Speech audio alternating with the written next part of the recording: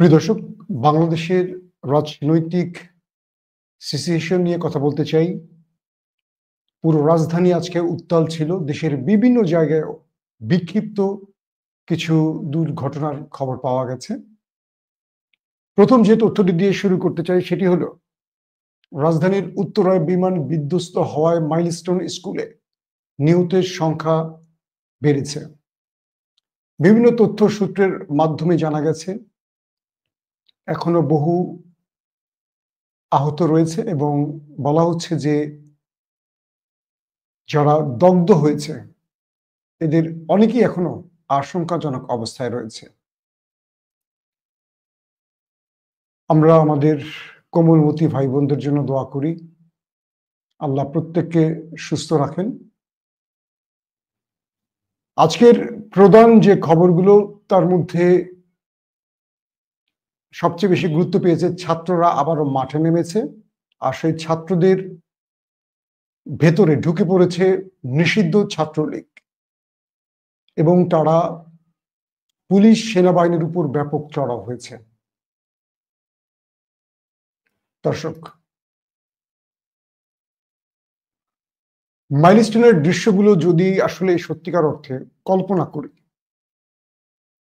মানে দ্বিতীয়বার আর চিন্তা করার সাহস পাই না। কালকে রাতে ঘুমোতে পারিনি, কারণ এই দৃশ্যগুলো আসলে কোনোভাবেই আমরা চিন্তা করতে পারছিলাম না যে আসলে কি ঘটছে। যে দৃশ্যগুলো দেখেছি, এই দৃশ্যগুলো দেখার পর নিজের সন্তানের মুখের দিকে তাকালে সত্যিকার অর্থে হৃদয় ভেঙে যায় যে আমাদের কোমলমতি শিক্ষার্থীরা তাদের স্কুলেও নিরাপদ নয়। দুটো প্রশ্ন মাথায় নিয়ে যদি আমরা কথা বলতে চাই, এক, এ হত্যার দায় কার?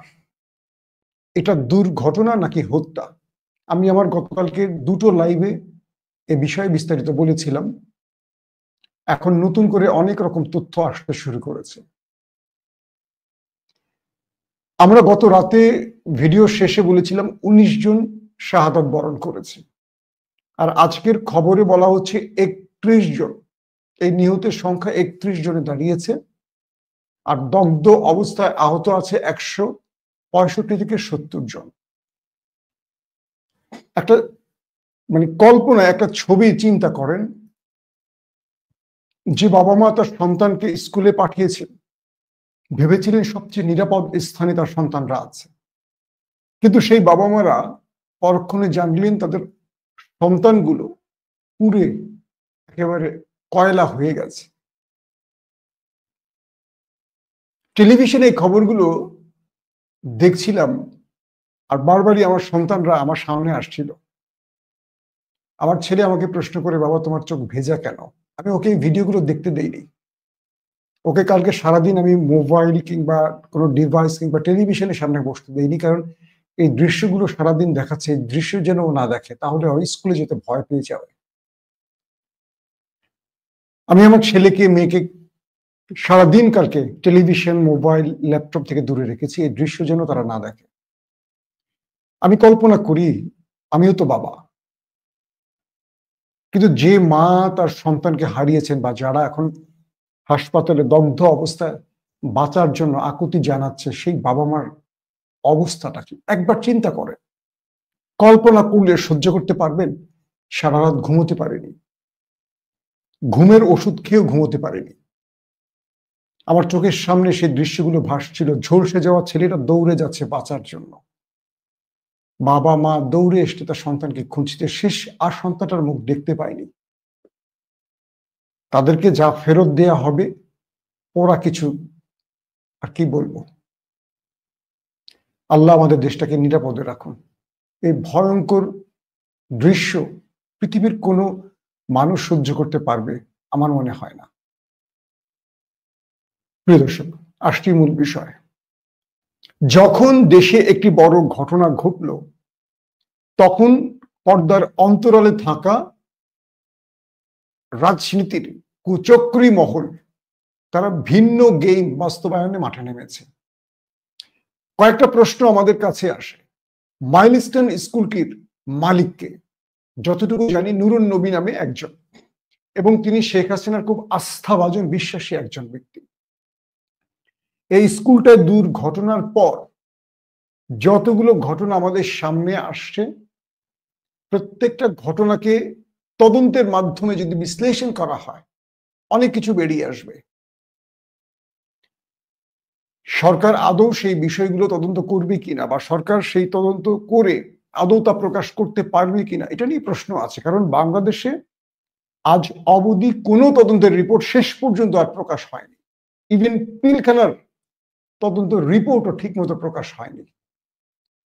সো এটাও বের হবে না, কারণ যেই তদন্তের মূল শিকড়ে গিয়ে শত্রুর কোনো বড় ষড়যন্ত্রের গন্ধ পাওয়া যায়, সেখানে আর কখনো তদন্ত বেশি দূর এগোয় না। মাইলস্টোন স্কুলের যিনি প্রধান বা মালিক নুরুন নবী, তিনি আওয়ামী লীগের লোক, শেখ হাসিনার আস্থাভাজন কাছের লোক, আমরা জানি। সরকারের কয়েকটা ব্যর্থতা নিয়ে আগে আলোচনা করি। প্রথম কথা হলো, এই ঘটনার পরপরই আমরা দেখলাম সরকারের আগে স্থানীয় জনগণ এগিয়ে আসছে। এরপর আমরা সারাদিন অপেক্ষা করি, একটি তথ্য কেন্দ্র খুঁজে পাইনি। কতজন স্টুডেন্ট ছিল, কতজন নিহত হলো, কতজন আহত হলো, তাদেরকে কোন হাসপাতালে নেওয়া হলো, এই ব্যাপারে আমরা সরকারের কোনো উচ্চ মহলের তথ্য কেন্দ্র খুঁজে পাইনি। আজকে শুনলাম আসিফ নজরুল সাহেব আর শিক্ষা উপদেষ্টা গিয়ে তথ্য কেন্দ্রের ঘোষণা দিয়েছে। প্রথম, অনেকের যে পিতা মাতাগুলো তাদের সন্তানদের স্কুলে পাঠিয়েছেন, তারা জানেন না তাদের সন্তান বেঁচে আছে নাকি দগ্ধ হয়েছে, কোন হাসপাতালে আছে, কেউ জানেন না। তারা কখনো এক হাসপাতাল থেকে আরেক হাসপাতাল, আরেক হাসপাতাল থেকে আরেক হাসপাতালে দৌড়চ্ছেন। ঢাকাটা তো এত আরামের জায়গা না, এক জায়গা থেকে আরেক জায়গায় যেতে 3 ঘন্টা লেগে যায় জ্যামজটের কারণে। কিন্তু কেউ সরকারি ভাবে দায়িত্বটুকু নিল না যে তাদেরকে কোন হাসপাতালে নেওয়া হচ্ছে, কোথায় রাখা হচ্ছে, তাদের নাম কি, কোন ক্লাস, যাতে তাদের অভিভাবকরা আসলে নিশ্চিন্তে তাদেরকে খুঁজে বের করতে পারে। আমরা সরকারের এই গাফলতিগুলো দেখেছি।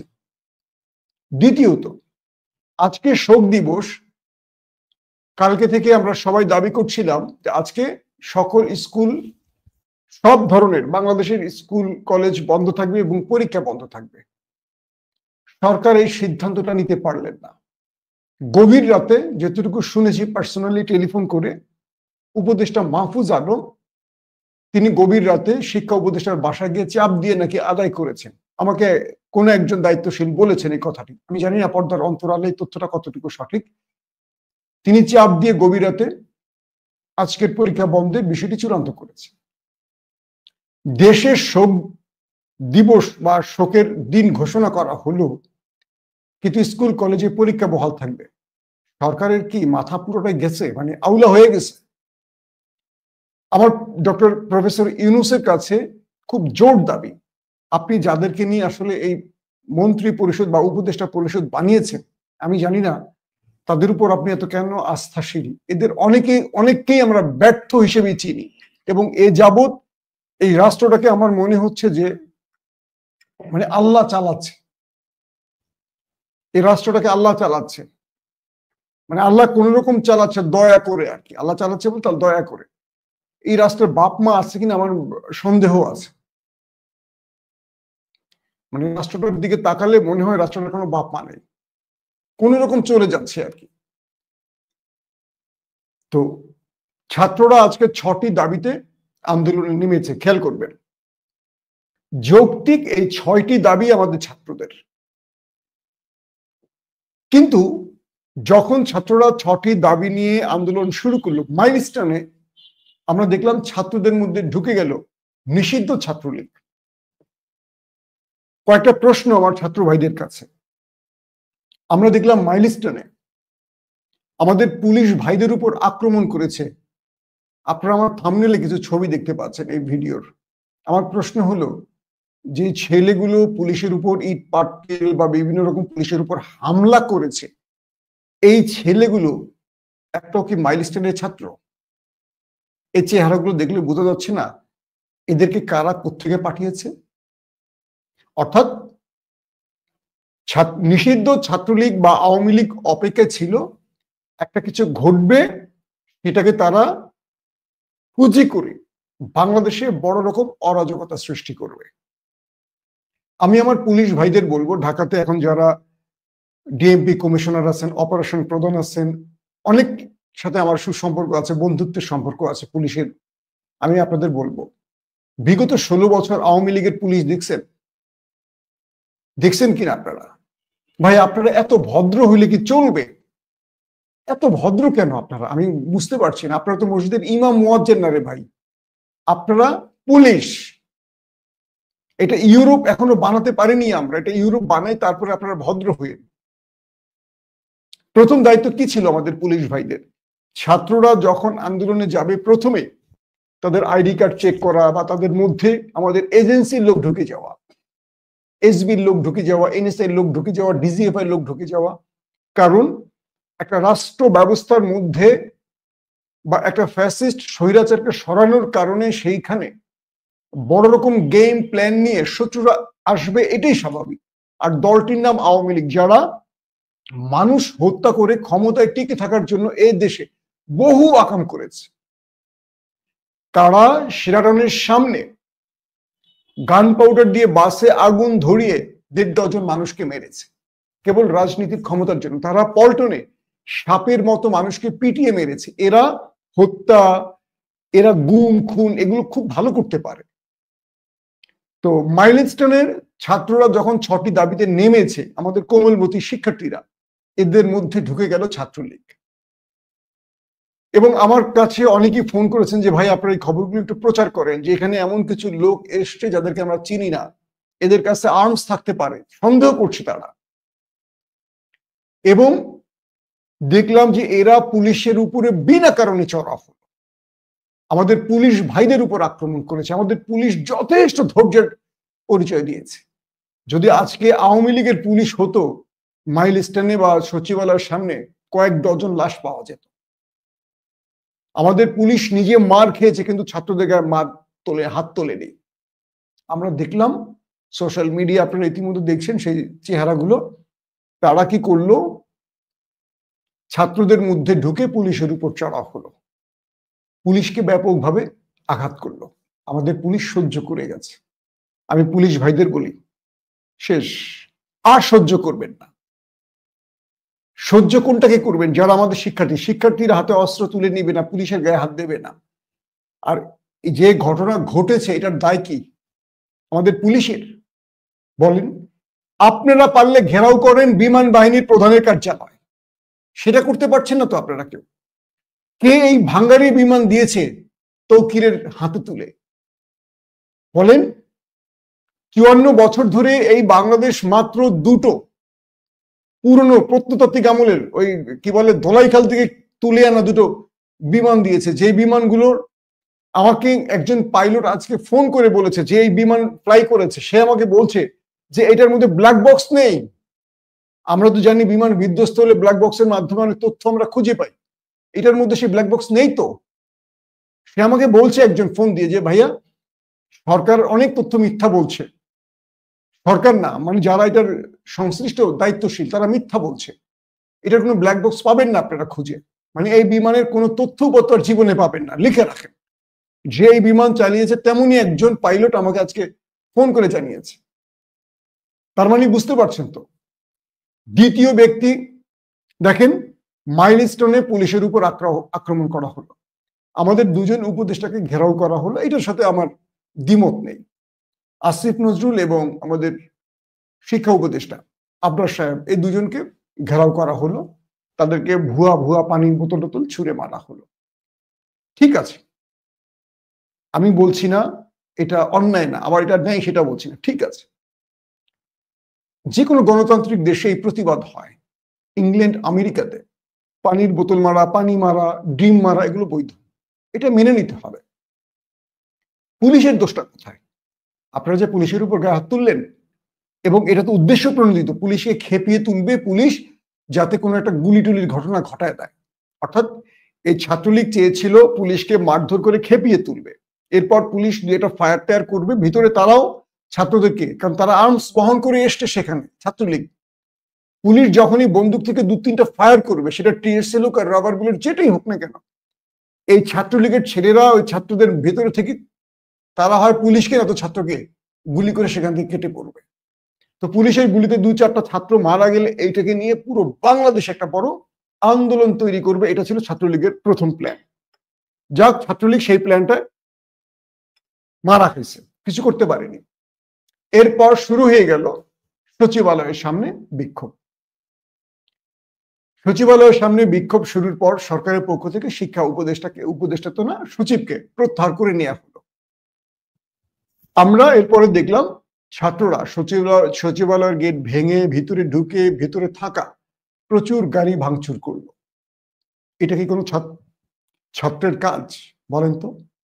বিগত 16 বছর শেখ হাসিনা ক্ষমতা থাকা অবস্থায় বিএনপি, জামাত বা বিরোধী মতের কেউ কখনো সচিবালয়ের ভেতরে ঢুকেছে? একটা গাড়ি ভেঙেছে সচিবালয়ের ভেতরে? পরপর 3 বার অবৈধ বিনা ভোটের নির্বাচনের পরেও তো এই কাজটি হয়নি।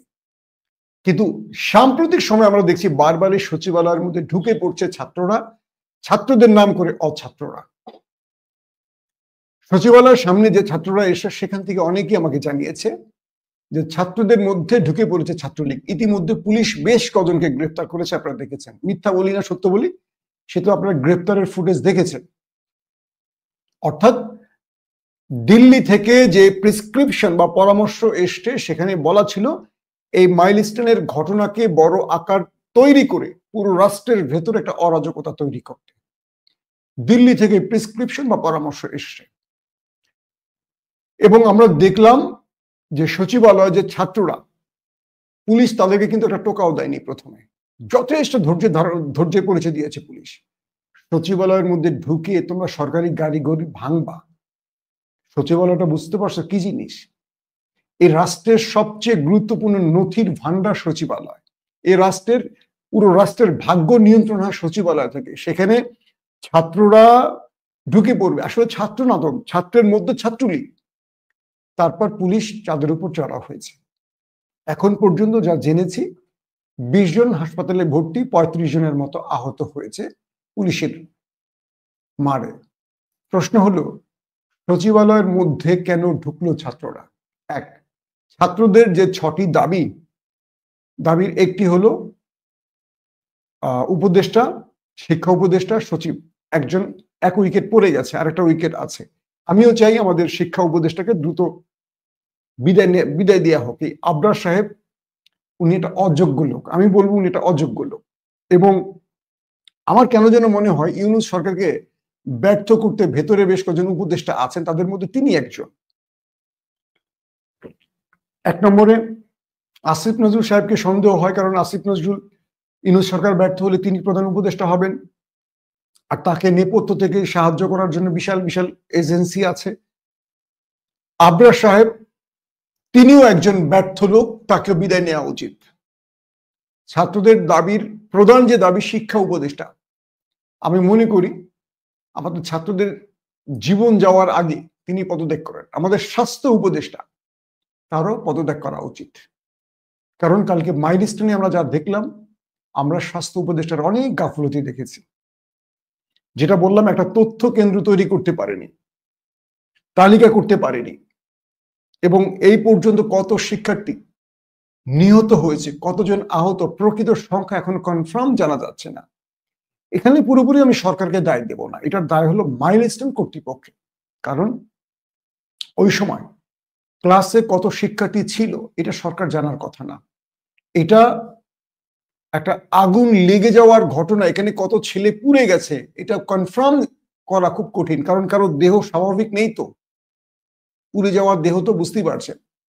তো এখানে মাইলস্টোন কর্তৃপক্ষ এই ষড়যন্ত্রের অংশীদার হতে পারে, কারণ এটার মালিক আওয়ামী লীগের একজন ব্যক্তি, মানে শেখ হাসিনার একজন খুব কাছের লোক। সো এই প্রকৃত সংখ্যা নিয়ে সরকারকে দায়ী করার আগে আমি মাইলস্টোন কর্তৃপক্ষকে দায়ী করব, কারণ এই সংখ্যাটা তাদের সরকারকে দেওয়া উচিত ছিল, তারা ঠিক মতো দেয়নি, আর সরকারও পারেনি। সরকারের মূল ব্যর্থতাটা হলো সরকার অতিমাত্রায় নমনীয়, কঠোর হতে পারে না। আমি বারবারই বলবো সরকারকে যে রাষ্ট্র চালাতে গেলে সবসময় মানে নমনীয় পর্যায়ে হয় না, কখনো কখনো কঠোর হতে হয়। আমরা সরকারকে কঠোর হতে দেখিনি। যেমন সচিবালয়ের মধ্যে ঢুকে গেছে, পুলিশ প্রথমেই যদি একটু অ্যাটাকিং মুভমেন্টে থাকতো, পারতো ছেলেরা ঢুকতে। এই যে অনেকগুলো গাড়ি ভাঙলো, যদি ভয়াবহ আগুন ধরিয়ে দিত, কারণ ভেতরে তো নিষিদ্ধ ছাত্রলীগ ছিল, ওরা তো একটা ইন্টেনশন নিয়ে সেখানে প্রবেশ করেছে। বিমান বিধ্বস্ত হলো বিমান বাহিনীর, যে বিমান বাহিনী 16 বছর ধরে কোনো আধুনিক বিমান কিনলো না, তাদের কোনো দোষ নেই, সব দোষ ইউনূস সরকারের। এটা কেমন কথা রে ভাই? প্রথম আপনাদের উচিত বিমান বাহিনীর অফিস ঘেরাও করা, সেনা প্রধানের অফিস ঘেরাও করা, যে 16টা বছর ধরে আপনারা কার কি শিখছেন। এই ভাঙ্গারি যুদ্ধ বিমান দিয়ে আমাদের তৌকিরের মতো অজস্র ছেলের প্রাণ চলে গেছে কেন?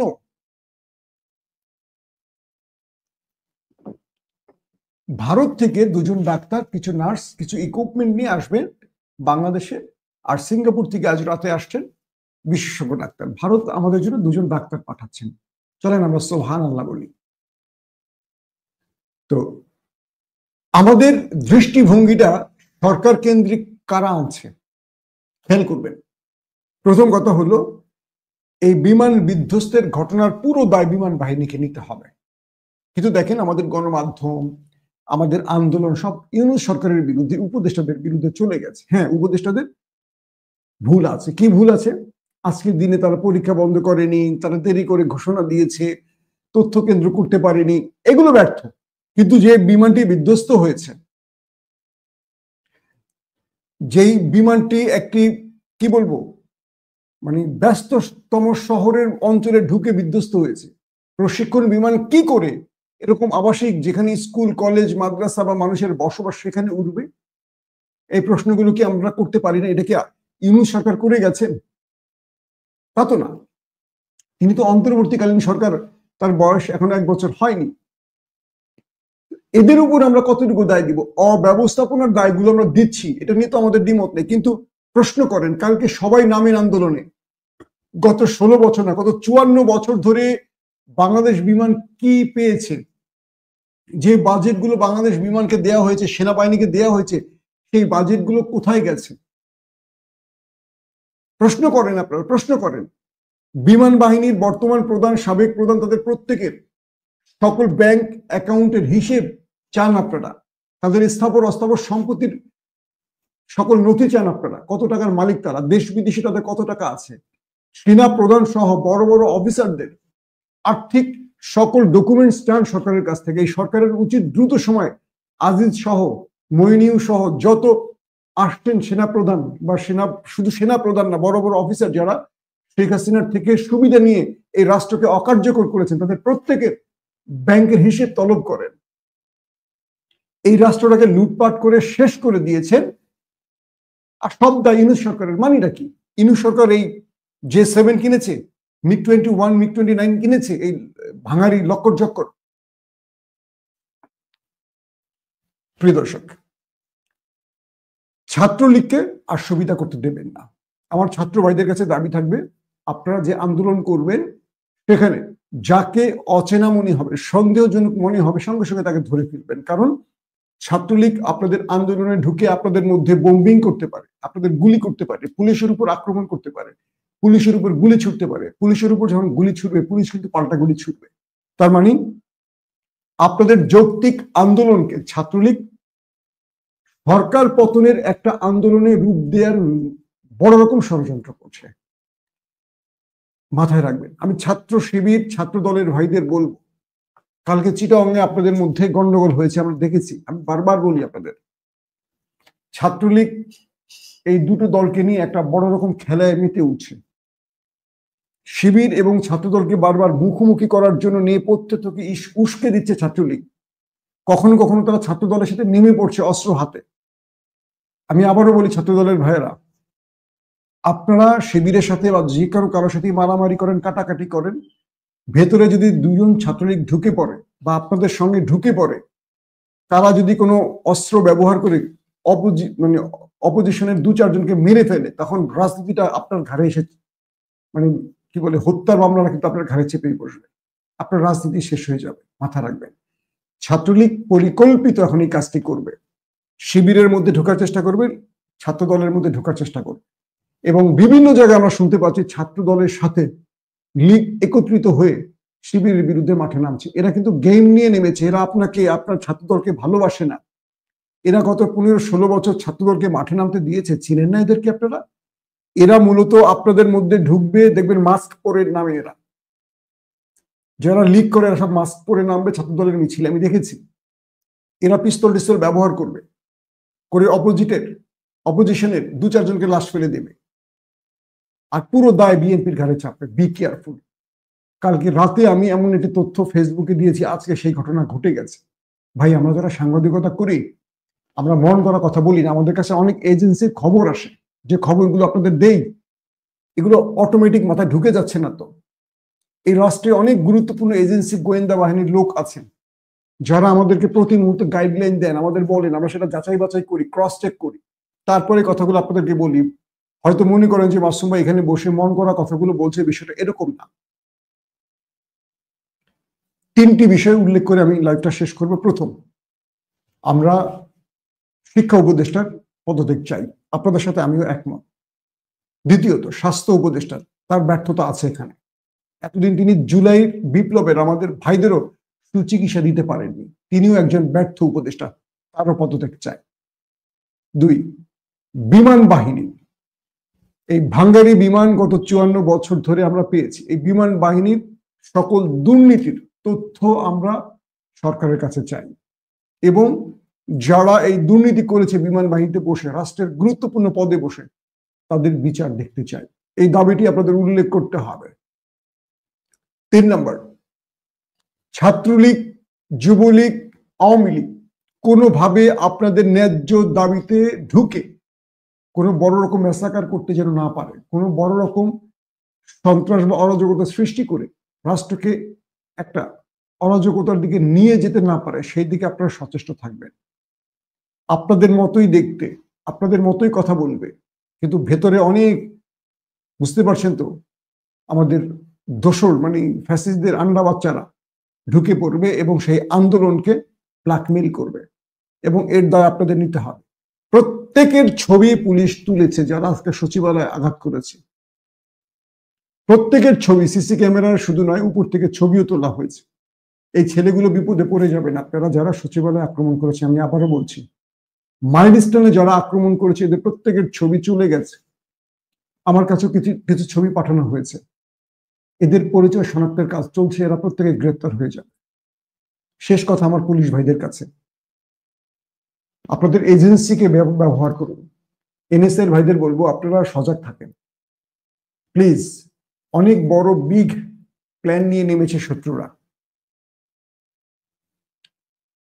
ছাত্রদের আন্দোলন যতক্ষণ ন্যায্য থাকবে, শান্তিপূর্ণ থাকবে, আপনারাও ছাত্রদেরকে একটা টোকা দেবেন না, কিন্তু ছাত্ররা ভায়োলেন্স করলে আপনারা ছাড় দেবেন না।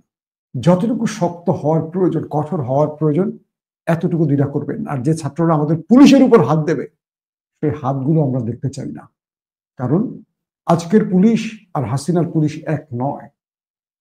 সো আমাদের ভাইদের গায়ে কেউ হাত দিবে, সেটা আমরা মেনে নেব না। আমি আবারও বলছি, ছাত্রদের কেউ পুলিশের গায়ে হাত দেবেন না, আমাদের এই পুলিশকে কেউ অপমান করবেন না। প্রত্যেকে ভালো থাকবেন। আল্লাহ হাফিজ।